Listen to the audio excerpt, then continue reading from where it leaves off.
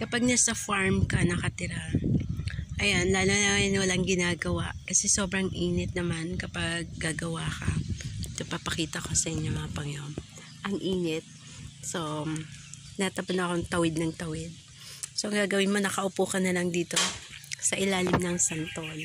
Ayan, mga pangyaw.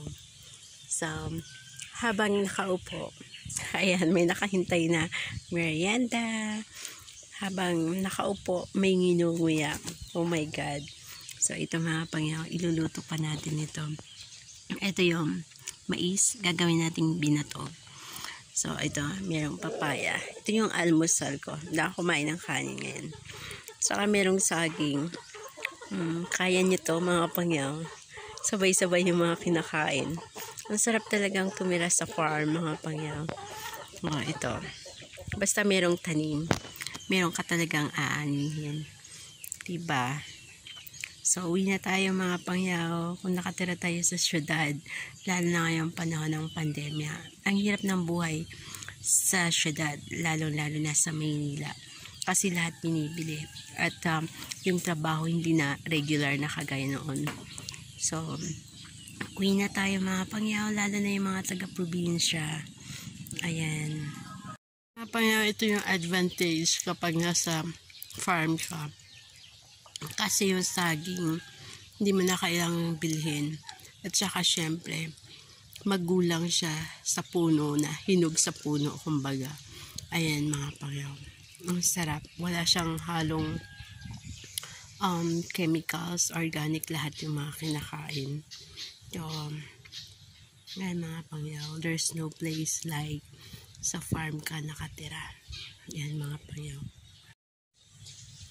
Ayan mga pangyaw, gagawa tayo ng binatog. Palusang ang tawag sa amin mga pangyaw. Ito yung medyo magulang na mais. Ayan, tapos kukukutin lang mga pangyaw. Tapos ganyan, ito ganyan.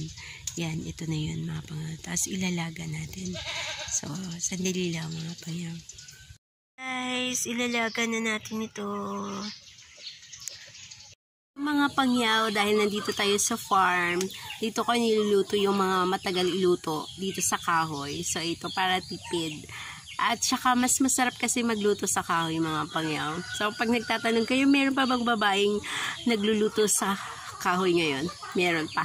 Ako yun. Ay mga pangyaw, ito na yung mais na ilalaga natin. Medyo matagal siya. Pero ito sweet corn kasi madali lang siyang iluto i-compare doon sa white. At saka homemade lang to na binatog. Hindi siya pang commercial talaga. So, ayan, ganito lang. Pagkatapos hugasan, ilaga lang. Tapos lalagyan na ng konting asin. Depende sa taste nyo. So, ito mga pangyaw, ito medyo malambot na pwede na siyang kainin. So, ito mga pangyaw, pang merienda. Ayan. So, ito na mga pangyaw, kakain na tayo. Kukuha na ako at pwede nang kainin. Kahapon ko pa ito nilaga eh. So, ayan, ininit ko lang ngayon para medyo lumambot pa siya lumambot ng konti pa. Lumambot pa siya talaga. So, ayan. Pero pwede na kainin, pwede nang pang-almusal. Ito na, lalo na ngayon, nag-iisa lang ako dito. Natamad ako magluto. So, ito na lang, wala nang iba.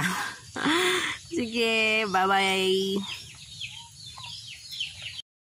Ito na yung nilagang mais, binatog na mais, nilaga o binatog, pero kinukot lang. Para lang yan, ito na, ready to eat na mga pangyaw. So, kain tayo.